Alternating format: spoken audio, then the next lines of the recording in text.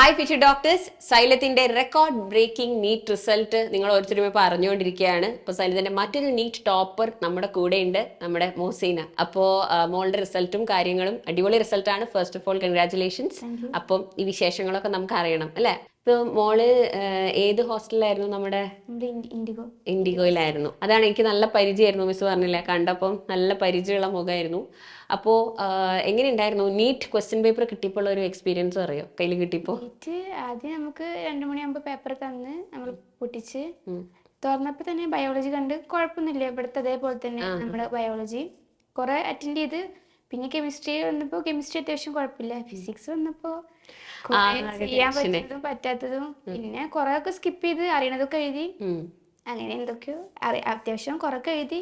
ചിലത് സമയ പ്രശ്നം നല്ല വന്നുകൊണ്ട് ചിലത് അറ്റൻഡ് ചെയ്യാൻ പറ്റാത്ത പ്രശ്നമൊക്കെ ഉണ്ടായിരുന്നു. ഓക്കെ, ആക്ച്വലി നമ്മൾ ഇവിടെ മുമ്പും ഇങ്ങനെ നിങ്ങളോട് സംസാരിക്കുമ്പോഴും ഒക്കെ വീഡിയോസ് ആയിട്ടൊക്കെ ഓരോ പ്രാവശ്യവും പറയായിരുന്നു പ്ലാൻ ചെയ്തിട്ട് പോകണം, ടൈം മാനേജ്മെന്റ് ഇമ്പോർട്ടൻ്റ് ആണെന്നൊക്കെ പറഞ്ഞു. മിസ് തന്നെ കുറേ വീഡിയോസ് ഇട്ടിട്ടുണ്ട്.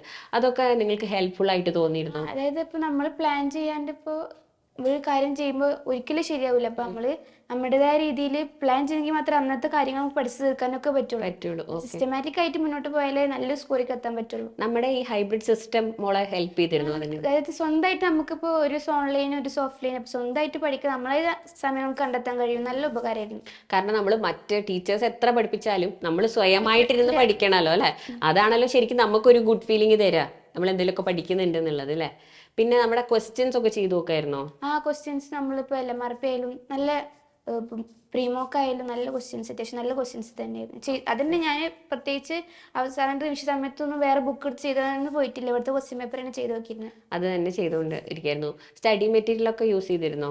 പഞ്ച് അത്യാവശ്യം നല്ല രീതിക്ക് യൂസ് ചെയ്തിട്ടുണ്ട്. ബയോളജി പഞ്ച്, നമ്മളെ NCERT ലൈനർ ഒക്കെ നല്ലതായിരുന്നു. പിന്നെ മൈൻഡ് മാപ്സ് ഒക്കെ വെച്ച് റിവൈസ് ചെയ്തിരുന്നു. ഫിസിക്സ് ഇക്വേഷൻസ് ഒക്കെ റിവൈസ് ചെയ്യാൻ വേണ്ടി യൂസ് ചെയ്തിരുന്നു. ഓക്കെ, ഇവിടുത്തെ ടീച്ചേഴ്സ് ഒക്കെ എങ്ങനെയുണ്ടായിരുന്നു? ടീച്ചേഴ്സ് നല്ല ഫ്രണ്ട്ലി ടീച്ചേഴ്സ് ആണ്. ഇപ്പൊ നമുക്ക് അക്കാദമിക് കാര്യങ്ങൾ സംസാരിക്കാം, നമ്മൾക്ക് എന്തെങ്കിലും പ്രശ്നം ഉണ്ടെങ്കിൽ അതും പരിഹരിക്കാം. നല്ല ഫ്രണ്ട്ലി ആയിട്ട് നല്ല ഒരു കുട്ടിക്ക് നല്ല മനസ്സിലാക്കാൻ പറ്റുന്ന രീതിയിൽ ക്ലാസ് എടുക്കുന്ന നല്ല ടീച്ചേഴ്സാണ്.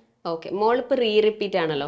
അപ്പോൾ കഴിഞ്ഞ വർഷം തന്നെ കഴിഞ്ഞ് ഈ വർഷത്തേക്ക് പഠിക്കാനായിട്ട് തീരുമാനം എടുത്തപ്പോൾ തന്നെ കുറേ സംശയങ്ങൾ ഉണ്ടായിരുന്നായിരിക്കും മനസ്സിൽ. ഞാൻ ചെയ്യുന്ന ശരിക്കുള്ള ഡിസിഷൻ ആണോ? അപ്പം നമ്മൾ മെന്റലി കുറച്ച് ഡൗൺ ആയിട്ടുണ്ടാവുമല്ലോ. പലരും ചോദിക്കും എന്തിനാ 2 വർഷത്തിന് പോകണേ. നമ്മളൊരാഗ്രഹം നമ്മൾ കഷ്ടപ്പെട്ട കിട്ടാവുന്നേ ഉള്ളു. അപ്പൊ അതിന് ആദ്യത്തെ കൊല്ലം പറ്റിയില്ല എന്നെ കൊണ്ട്, അതിൻ്റെതായ കുറെ പ്രശ്നങ്ങൾ കൊണ്ട് പറ്റിയില്ല.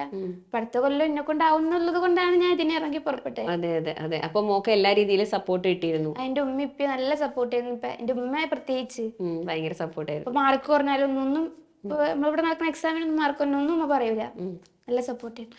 ഓക്കെ, പിന്നെ നമ്മുടെ മെന്റേഴ്സും ഹോസ്റ്റൽ വാർഡൻസും ഒക്കെ നമ്മൾ പഠിക്കാനും അത്യാവശ്യം നല്ല ഫ്രണ്ട്ലി ആയിട്ട് അവരും വലിയ കുഴപ്പമൊന്നും ഉണ്ടായിരുന്നില്ല. അപ്പോ ഇനി ഏത് കോളേജിൽ പഠിക്കണം ആഗ്രഹം? കാലിക്കറ്റ് മെഡിക്കൽ. അവിടെ തന്നെ പോകുന്നുള്ളൂ ഉറപ്പിച്ച്? ഓൾ ഇന്ത്യയിലൊന്നും കൊടുക്കുന്നില്ല? ഓൾ ഇന്ത്യയില് ജിപ്മറൊക്കെ ആഗ്രഹമുണ്ട്, കിട്ടുമെന്നറിയില്ല.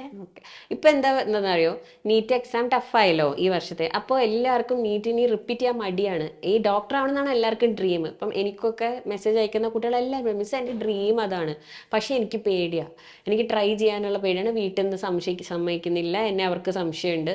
അപ്പോൾ അവരോടൊക്കെ എന്താ പറയാനുള്ള? നമുക്ക് നമ്മളിൽ ഇതിലൊരു ഉറപ്പുണ്ട്, പ്രതീക്ഷ ഉണ്ടെങ്കിൽ മറ്റുള്ളവർ പറഞ്ഞ് നമ്മൾ മൈൻഡ് ആക്കേണ്ടതല്ല. പക്ഷെ പാരന്റ്സിന് സപ്പോർട്ട് വേണ്ടത് തന്നെയാണ്.